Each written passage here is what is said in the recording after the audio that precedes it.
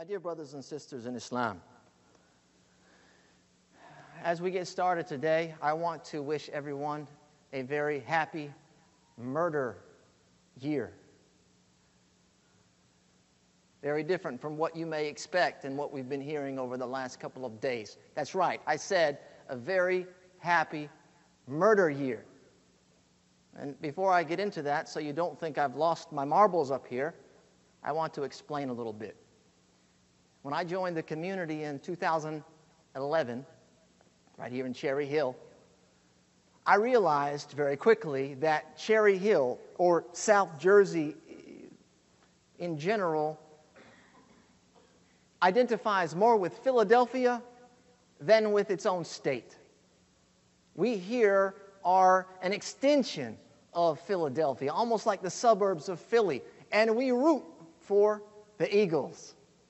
This is Eagles country here, right here in Jersey. Many of us work across the bridge. We pay our $5 toll to go shopping, visit the museums, see the sights, spend time with family and friends, maybe even visit the various masajid, the mini mosques of Philadelphia. And, of course, the residents of Philadelphia, they do the same. There are many, perhaps some of you here today, that reside and live in Philadelphia. You come over here to Cherry Hill, to this region, and you work, or you visit the Cherry Hill Mall. So I understand and have understood for some time that we're neighbors. South Jersey and Philadelphia, we're close neighbors, not like any other type of estranged neighbor, but there's some intimate connection here. And the Prophet ﷺ, he says, وَمَنْ كَانَ يُؤْمِنُ بِاللَّهِ وَالْيَوْمِ الْآخِرِ فَلْيُكْرِمْ جَارَهُ. Whoever believes in Allah and the last day, then they should treat their neighbor with kindness. You should treat your neighbors in a kindly manner. So when your neighbor's in need, well, you do what you can to fulfill their needs. You give them what you can. And the neighbors, by the way, they can be quite extensive, your neighbor. The tradition in Islam is that your neighbors, some have said, are 40 houses in your radius, to the front, behind, left, and right. And it used to be that we were a lot more neighborly as people of faith. I was told in my days in Medina by some of my elder professors a generation ago that the homes were not like they are today. There was a lot of homes that were still what they call biyut sha'biyya, kind of made of basic materials, wood and clay, bricks, etc. And they didn't have glass windows, but they had curtains. And what they would do was attach their homes to each other's, share walls. And if the neighbor was in need, they would go and they would kind of tap on the wall, and the neighbor would come and pull back the curtain and ask, what do you need? And they say, well, we need something. We have guests. We have nothing. And then they would slide something through the window so that their neighbor wouldn't be embarrassed of not having anything. And if they didn't have anything to give to the neighbor, well, they'd go to the other side and they'd tap on the other window and ask the other neighbor until it was met. And it may be that food or supplies or whatever passed through a number of houses until it got to the person that was in need. Also, as neighbors, when a neighbor's hurting, when they're in pain, you do whatever you can to help them out, to relieve them of their suffering, to alleviate that pain. And our neighbor right now is hurting. Our neighbor, Philadelphia, is hurting. So when I say happy murder year, I'm not talking about how the Eagles have been murdering their opponents on the football field. And it seems like they've been doing just that. But what I'm talking about is Philadelphia's homicide rate of 2018.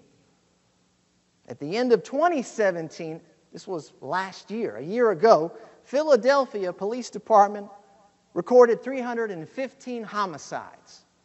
315 homicides.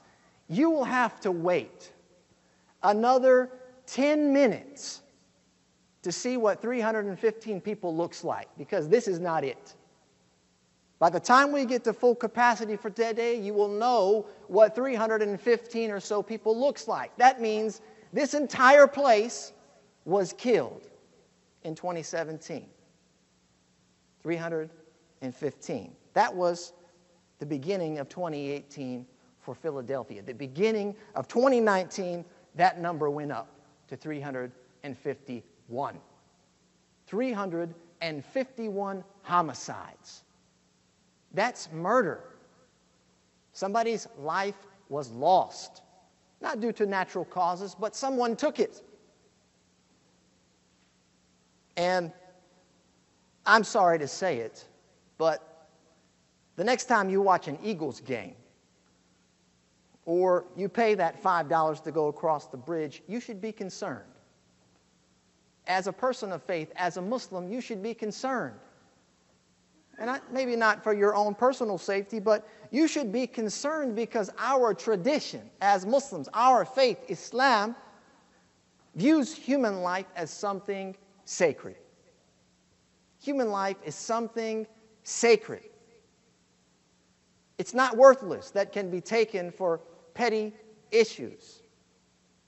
Allah subhanahu wa ta'ala, He says in Surah Al-Ma'idah, من قتل نفسا بغير نفس أو فساد في الأرض فكأنما قتل الناس جميعا. من قتل نفسا بغير نفس أو فساد في الأرض فكأنما قتل الناس جميعا ومن أحياها فكأنما أحيا الناس جميعا. Whoever kills a soul, unless for a soul, meaning unless they've killed someone, and this is their punishment, or for corruption done in the land as a punishment, it's as if they had slain the entire of humanity. Killing one person in Islam, wrongfully doing so, murdering someone, is like murdering everyone. Because when that runs rampant in a community, nobody's safe. Nobody's safe. But they fear for their lives, they fear for their safety. And when you have 351 people that are murdered in one city in 1 year,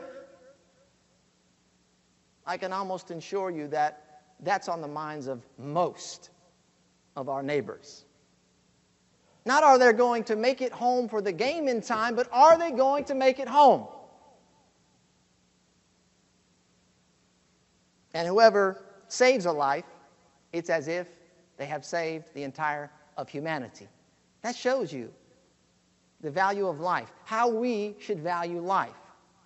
We can't just carry on as if these things don't exist. Sure, I mean, I'm not asking you to give up your Eagles games and your picnics and family fun days, etc., but I am trying to draw your attention to something that's going on right next door to us. Preservation of life is considered absolutely necessary in our tradition. It's a necessity to preserve human life. A necessity, what does that mean? I'm not talking about the basics of life, liberty, and the pursuit of happiness. We're talking about something much more fundamental than that. Preserving human life. The great Imam Ash-Shatibi, rahimahullah, authored a book called Al-Muwafiqat. And this book, he goes into great depths and details of the lofty aims and objectives of Islam. And a lot of that has to do with preservation of necessity, al-daruriyat. And he says that the necessity, what it means is something that is essential for life to carry on in a livable way, in an appropriate way, not to suffer through life, not just to get by, crippled, but to live in an appropriate manner. And when that necessity is lost, you are unable to see to the benefits of this world and the next. Rather, you live in a state of constant turmoil and corruption. You live in an environment that the value of human life is reduced to next to nothing, and it is lost to such staggering numbers. And then, of course, in the hereafter, more than likely, without the securing of such necessities, you will lose salvation in the process. You will lose the blessings of eternal paradise.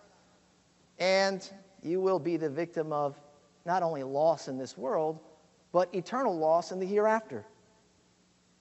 So our tradition, our law, the law of Allah subhanahu wa ta'ala, there are numerous things that I want to highlight for you to further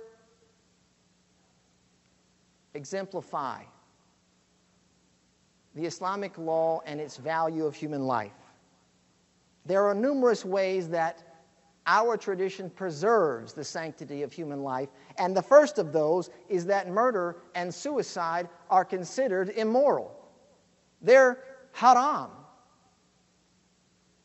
Murder is considered from the 7 destructive sins. These are the most major of things. The Prophet ﷺ, he said, "Ijtanibu sab'a al-mubiqat." Stay away from the 7 destructive sins.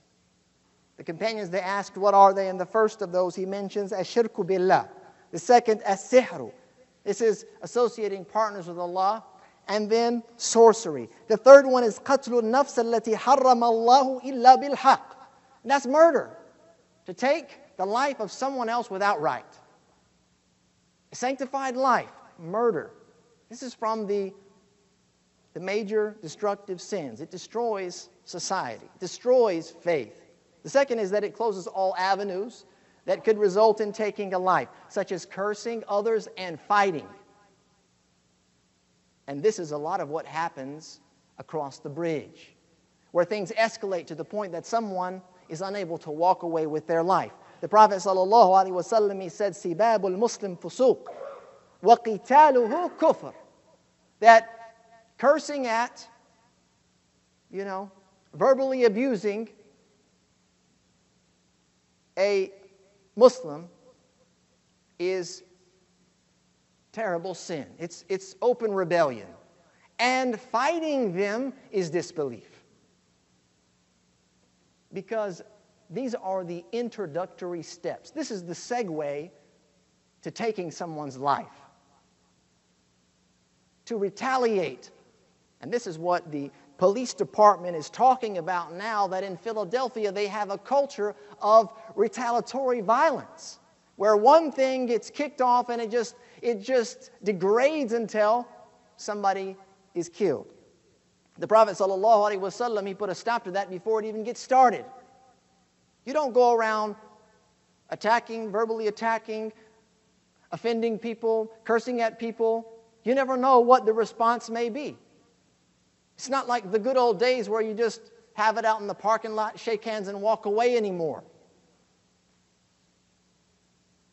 It also prohibits means which could lead to accidental death. One of the great Imams, Ibn Qudama, in his encyclopedia of Islamic law, Al-Mughni, he said that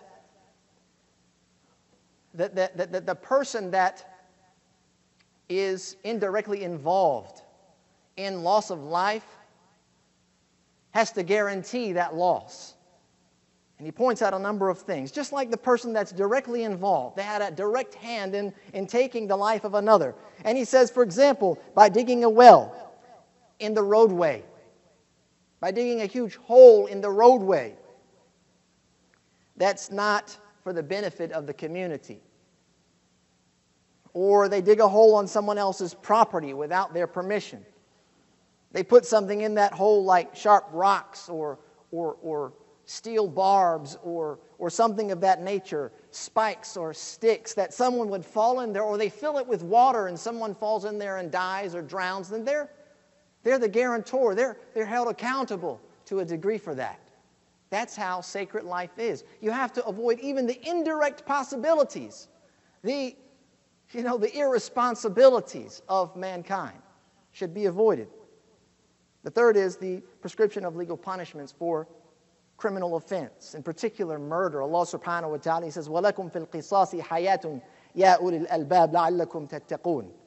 And there is for you in legal retribution, qisas, which is capital punishment, there is life in that. By removing that murderer from society, you're saving who knows how many lives. O you people of understanding, that you may become righteous. The establishment of sufficient proof is absolutely essential and required when a case is being tried and could result in the death penalty. Imam Ibn Qudama points this out again in his book. He says that the Muslim scholars have unanimously agreed that the accusation of adultery, which many of us know the result of that is death in the traditional Islamic view. Of course, that's not how we handle it in this country. In some circles, that is applauded. But the accusation is not accepted without producing 4 witnesses, which is near impossible to do. And the witnesses can't just say, I saw something moving, I saw in a shadow, I saw through what I thought to be so-and-so. It has to be so explicit in nature that leaves no room for doubt before such a judgment is passed. 4 people have to come together and have witnessed it as if it's a public display. Because life is more valuable than a potential crime having been committed where there is room for doubt. Another example is delaying an execution, if it will result in greater loss of life, such as the case for the pregnant adulteress. And this happened during the time of the Prophet ﷺ. A woman came to him, ﷺ, admitted her crime. And he noticed that she was pregnant, and he pushed her away and told her to go and come back later after the delivery, if she chose to do that. Because there's a life there in the womb of that woman. Even though the crime was committed, the Prophet ﷺ was not there to take life, but to give, to secure. And so, this is the case. Number 6 is encouraging pardon. It's preferred to pardon those that have wronged you. Allah subhanahu wa ta'ala, He says in the Quran, يَا أَيُّهَا الَّذِينَ آمَنُوا كُتِبَ عَلَيْكُمُ الْقِصَاصَ فِي الْقَتْلَى كُتِبَ عَلَيْكُمُ الْقِصَاصُ فِي الْقَتْلَى الحر بالحر والعبد بالعبد والأنثى بالأنثى فمن عفي له من أخيه شيء فاتباع بالمعروف وأداء إليه بإحسان ذلك تخفيف من ربكم ورحمة فمن اعتدى بعد ذلك فله عذاب أليم.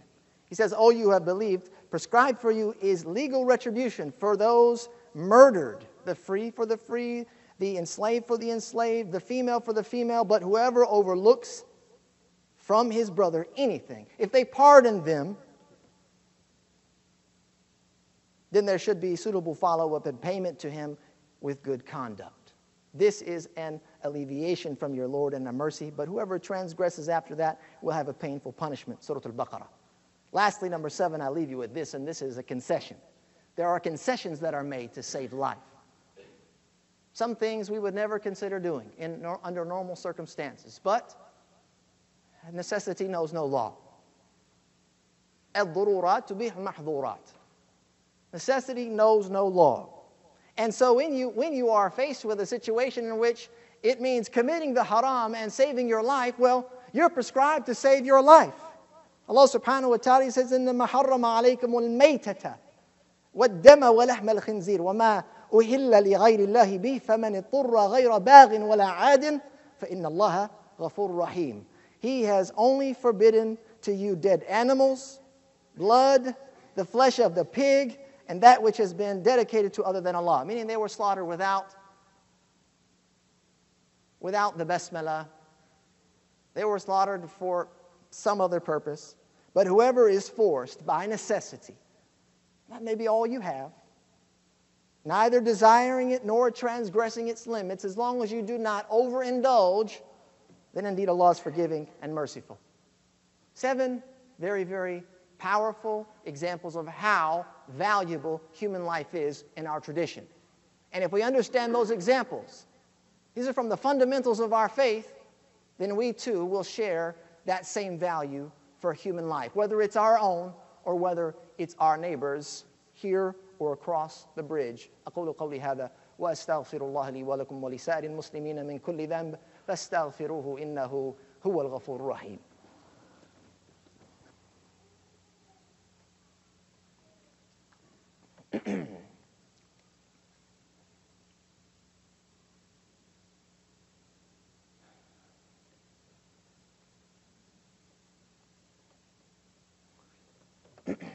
بسم الله والحمد لله حمدا كثيرا طيبا مباركا فيه كما يحب ربنا ويرضاه ونصلي ونسلم على نبينا محمد وعلى آله وأصحابه ومن تبعهم بإحسان إلى يوم الدين وبعد. Let's flip the channel to ESPN real quick. ESPN. The folks over there at the Worldwide Leader of Sports, they asked a panel of experts to rank the players. This is the football. In case you're like me, you don't follow that well. Not soccer. This is not Kurat Qadam. This is American football. Eagles. They were asked to rank the players for this year and how good they thought they'd be in the coming season, this season right now. And it turns out that 7 of the top 100 players that were ranked play for the Eagles. 7 of them ranked in the top 100 of all of the players play for the Eagles. So let's see who made the cut this year. And I hope some of you will recognize these names. Jason Kelce, jersey number 62. Brandon Graham, jersey number 55. Zach Ertz, jersey number 86. Those are the top 3 of that 7. They made the cut. So what would we say? Fly, Eagles, fly, as we watch them progress to victory. So now let's turn back to the Inquirer. You may not be familiar with the Inquirer as you are with ESPN, but the Inquirer is Philadelphia's daily news. It's their daily news source, and we can see what reporters had to say about the 351 homicides of 2018, and who was literally cut from this world. Just days ago, Robert Hicks, stabbed to death in the neck, died at 40 years old. Dwayne Hicks, not related to Robert, killed by gunshot wounds, 23 years old. Isa Abdullah. That's right, you thought you were exempt sitting there in this masjid. You thought because your name was Ahmed or Muhammad or Isa or Musa or Abdullah or whatever it may be, you thought you were exempt. Not me, not my kids. Isa Abdullah shot and killed, 26 years old. I spent the greater part of my day yesterday attending his funeral and burial. I've known Isa since he was 12 years old. And yesterday, we spent the day burying him. And those were the last 3 people to be killed in 2018, just across that bridge over there. $5, and that's what you get. It's a true tragedy to see loss of life in such a manner. And when I think about that, it makes me want to change that fight chant from Fly, Eagles, Fly to Survive, Sons of Philly, Survive. Because this is becoming a real epidemic. It's been noted that there are 3 major factors for most of the violent crimes in Philadelphia. Number 1 is drugs. Philadelphia Police Commissioner Richard Ross said that North Philly has experienced the largest spikes in homicide. A distinction of that area, he said, is directly related to the illegal drug market. The second is the ease of access to handguns. You can see from those 3 victims, 2 of them were victims of gun violence. Philadelphia, with a population of 1.5 million, has issued almost 37,000 concealed carry permits, according to Ross, from the police. These are staggering numbers when you compare them to larger cities like New York City, the population of 8.5 million, and they only have 41 1,000 New Yorkers that are permitted to own firearms. And this is according to the New York City Police Department. Let's not talk about illegal firearms. These are just the legal ones. You can imagine when you're dealing with drugs and crime, there's a bunch of illegal firearms floating around.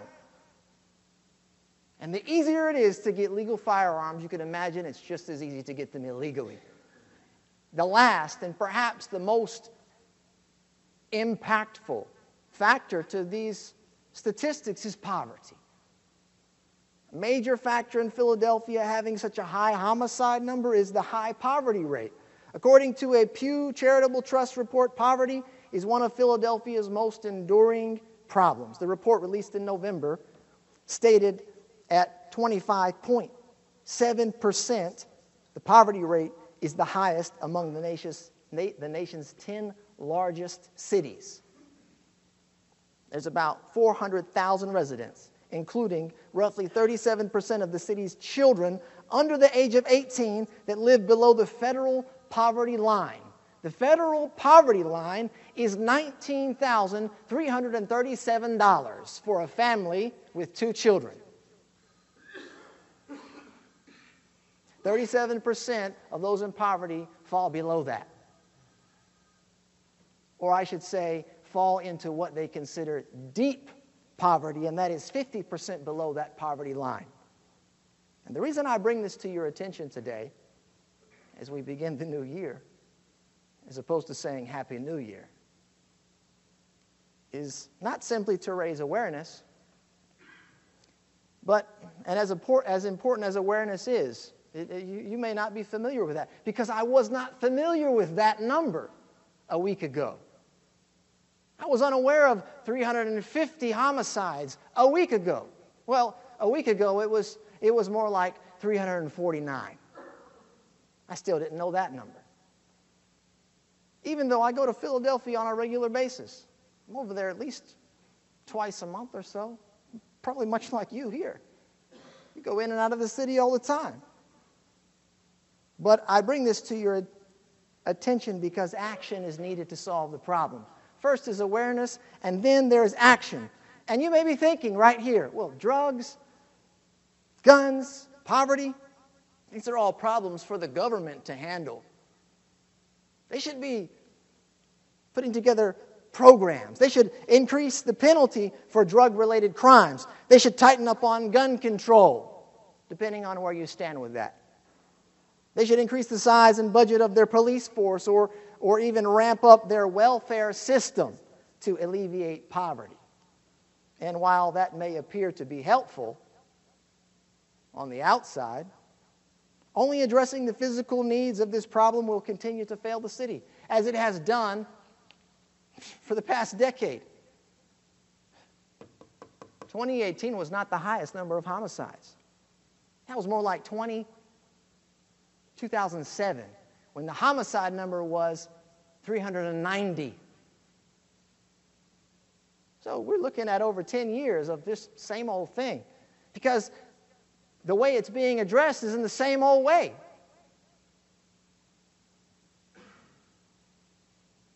The problem requires moral and spiritual support. Along with the material support, you need moral and spiritual support.